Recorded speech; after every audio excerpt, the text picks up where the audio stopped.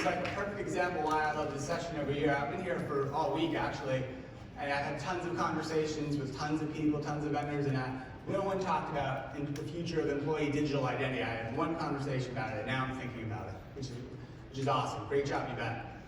Our next speaker, I want to give him a shout out before I welcome him. Oh, you come on up, David. I'm gonna give you a shout out while you're up here. This is pretty cool what you've done. The two hardest presentations to give at HR Tech are to demonstrate your technology and our awesome new technologies for HR showcase. That's the second hardest, and this is the hardest, to present ideas and innovators. In the whole history of HR Tech Conference, you're the first person who's done both in the same year. Thank you. That's awesome. Thank you. Congratulations. Thank you. Please welcome Karandish. Go ahead. How's everybody doing today? Good? So I'm David Karandish, CEO and co-founder of Capacity. Our mission at Capacity is to help teams do their best work. Companies turn to us for self-service automation to automate the key aspects of the workplace. And we've identified a secret that most people aren't talking about. A secret so pervasive, I would argue, it's going on in every single one of your companies. In fact, there is an epic battle, a lightsaber battle for the soul of your company that's happening behind the scenes every single day. Any idea what this might be?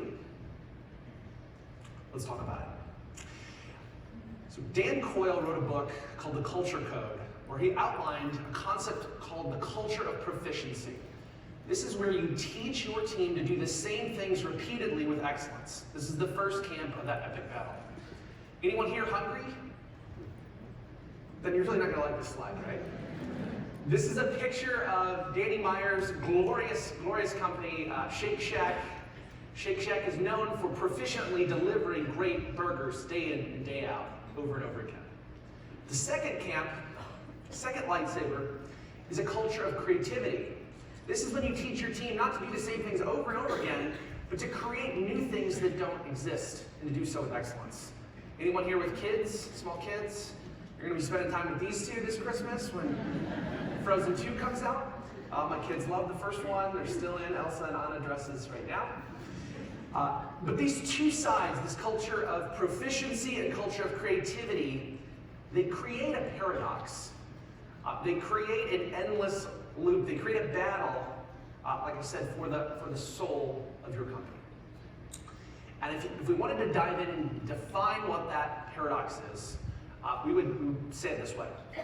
The culture paradox is that the more your culture prizes proficiency, the more you drive out the creativity within your org. Conversely, the more your culture prizes creativity, the more you're going to drive out that proficiency as well. How do we solve this problem? How do we have creativity and proficiency working together hand in hand? So the answer to this question is we solve this problem, this paradox, through automation. Now, I've tried to find the most ridiculous automation picture I could find on the internet. This was the best one I could come up with, but true story, Tesla just announced this morning they're buying Boston Dynamics. So they're actually going to have robots that look like this plug in your Tesla vehicle. Now, using the two companies we talked about earlier, Shake Shack used automation to take their culture of proficiency and to cut down the time it takes to get through the line so that they could spend more time creating new burgers, new shakes, etc. Conversely, the folks at Disney and Pixar use automation to automate the creation of waves in movies like Moana, where the human element can come in at the very last second and add the finishing details. They would not have as many great water scenes had they not had that automation. Now, how in the world are we going to apply this concept out to the HR function? This is where we need what I like to call the Seesaw of Truth. With the Seesaw of Truth, you can take any company or any role within a company and you can put a little seesaw and say, do we value proficiency or do we value creativity in this particular role? Now, some cultures, like we said, are very big on proficiency, doing the same things over and over again. Some value creativity. This one was so creative that he wasn't able to stay on the seesaw, like the turtle on the left. But the basic idea is that we want to go through role by role, and we want to look at where are we fighting for proficiency and where are we fighting for creativity.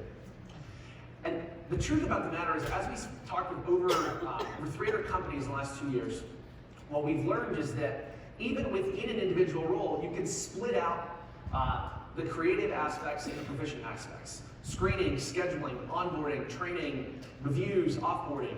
When you separate out the creative aspects of those designs and the proficient aspects, the parts where you have to execute over and over again, you can apply automation to go do your best work.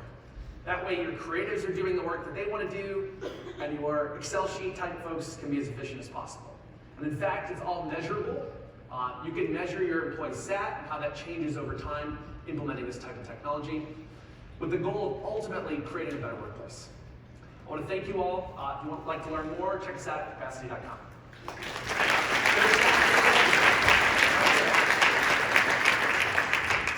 So you win so far the favorite slide of the day, though, the lightsaber battle. That was epic. Great job. So, okay, we got 2 more speakers to go. I'd like to welcome next